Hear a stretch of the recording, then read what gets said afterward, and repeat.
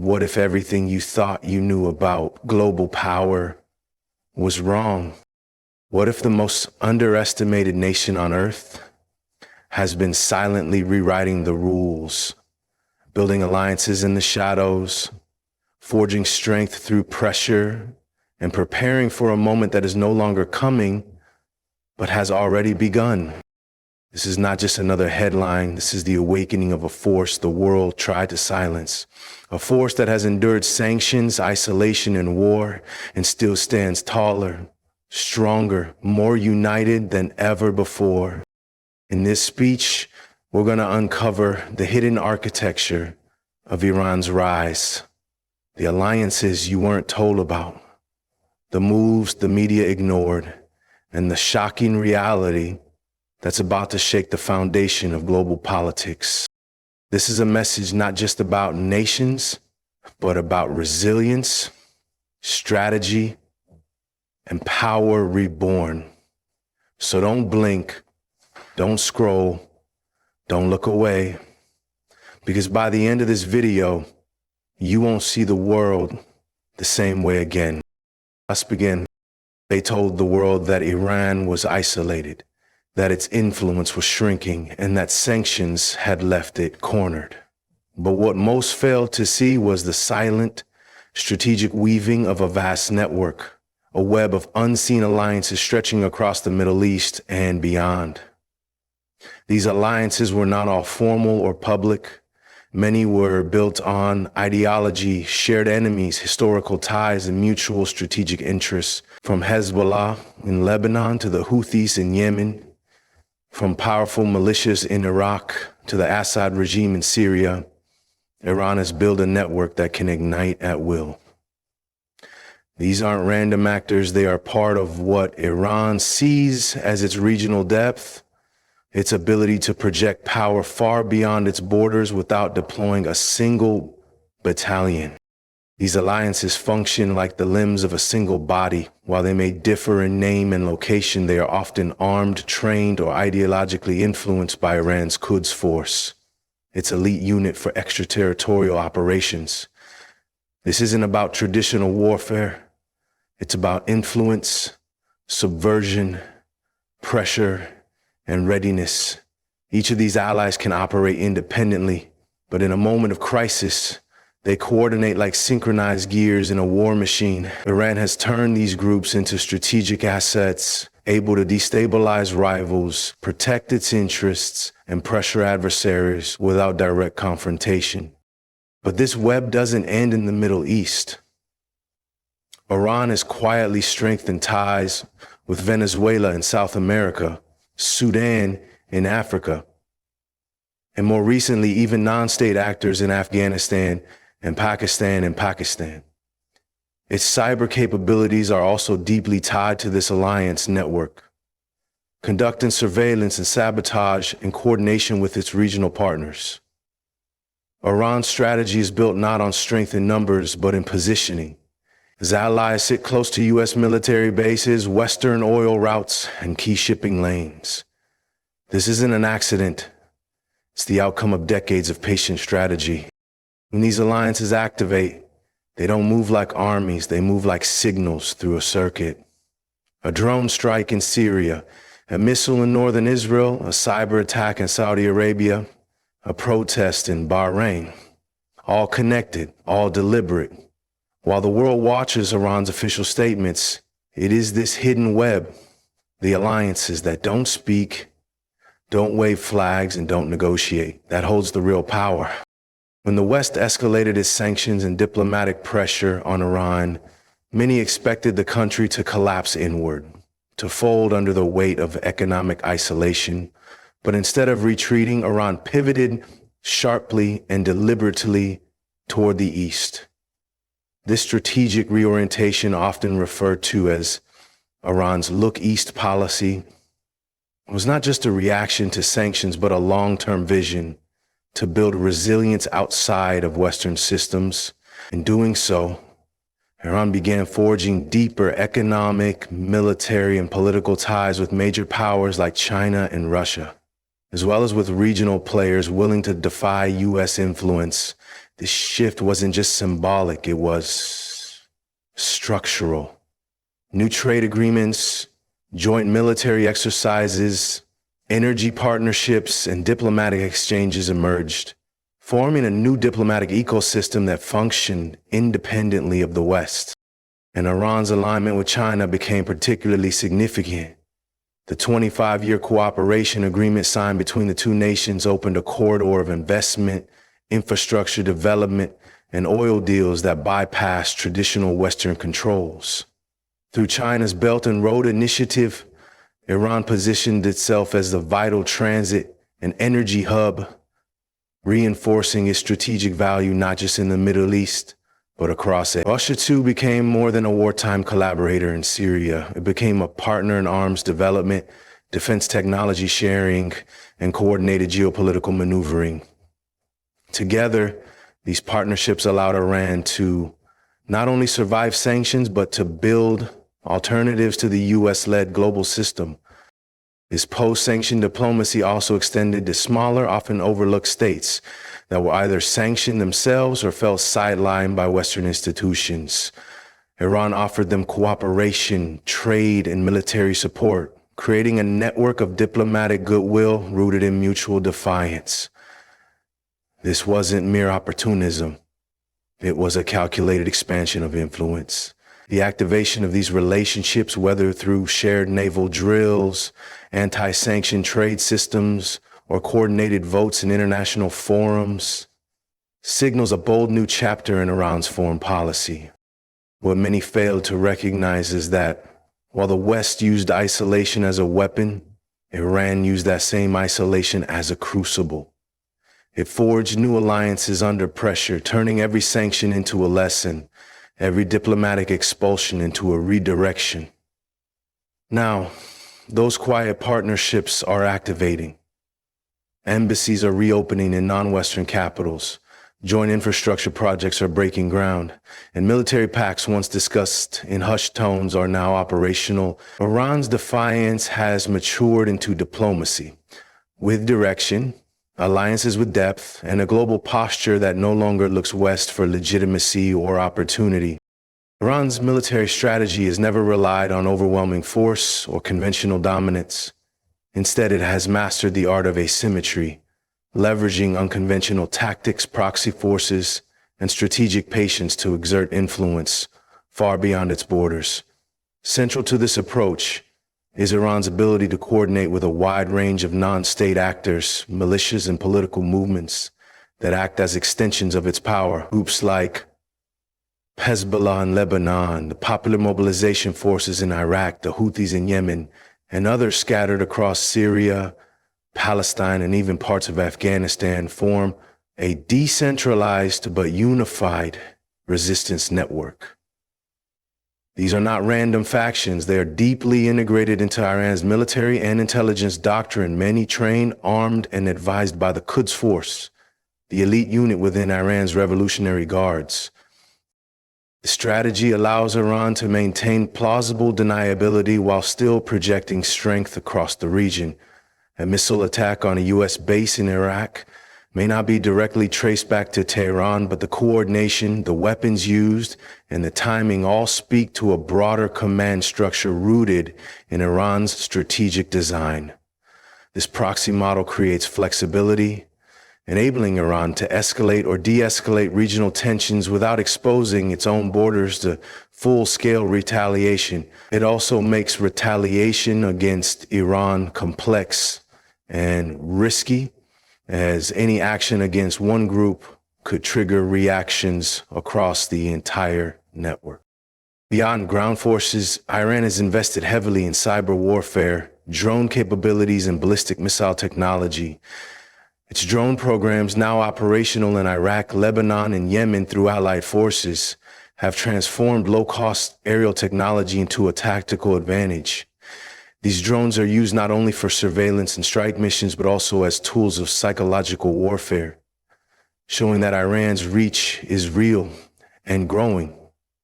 Likewise, its cyber units have penetrated critical infrastructure in adversarial states, proving that the battlefield is no longer limited to deserts or cities. It extends into digital realms where chaos can be created without a single bullet fired. This proxy and coordination model allows Iran to wage a slow, deliberate form of warfare that grinds down its enemies while preserving its own strength. It's not about quick victories, but about sustained pressure. When these forces begin to move in unison, striking from Gaza, harassing naval routes in the Gulf, launching rockets from the Iraqi border, it signals not just protest, but choreography, a warning that every front, every ally, every move is part of something far more synchronized, something that can no longer be dismissed as isolated unrest or random militancy. A new axis of resistance is emerging, reshaping global power dynamics and challenging the Western-dominated world order. At the heart of this shift is Iran, no longer acting as a lone resistor, but as a central node in a growing block of nations and movements that reject U.S. hegemony. What was once a regional defiance is now transforming into a global alliance. Iran's deepening ties with Russia and China are no longer just about trade or military purchases. They represent a shared vision for a multipolar world where the West no longer dictates the terms of sovereignty, security, or survival. These relationships are strategic, methodical, and built on a foundation of mutual benefit in defiance of Western pressure. Iran has found ideological common ground with other states and movements that view Western interference as a threat to their identity and autonomy. From Latin America to Central Asia, from the Middle East to parts of Africa, Iran's influence is amplified through diplomatic channels, intelligence sharing, energy cooperation, arms trade, and shared military training. These connections are less about formal treaties and more about strategic alignment, quiet, consistent, and calculated. When Iran supports resistance movements in Palestine or provides aid to African nations that reject Western neocolonialism, it sends a message that the new order isn't coming. It's already being built. This emerging axis isn't limited to states. Non-state actors play an equally vital role. Groups like Hezbollah, Hamas, and the Houthis are embedded in this coalition, not as proxies in the traditional sense, but as partners in a shared ideological and strategic framework. They represent a kind of grassroots resistance that gives this axis depth, flexibility, and moral justification in the eyes of their supporter. And behind them stands Iran, not as a puppet master, but as a guide and an anchor. The cooperation extends to technology, energy routes, and financial systems that circumvent Western sanctions. As Iran links arms with China's Belt and Road Initiative or coordinates with Russia on oil production, it signals a departure from the Western-centric economic system. The goal is not merely resistance, but replacement. A rebalancing of the global scale. This axis of resistance is no longer a theory or a warning. It's a reality, unfolding in real time. It's not just about military power, but about reshaping narratives, alliances, and the architecture of global influence.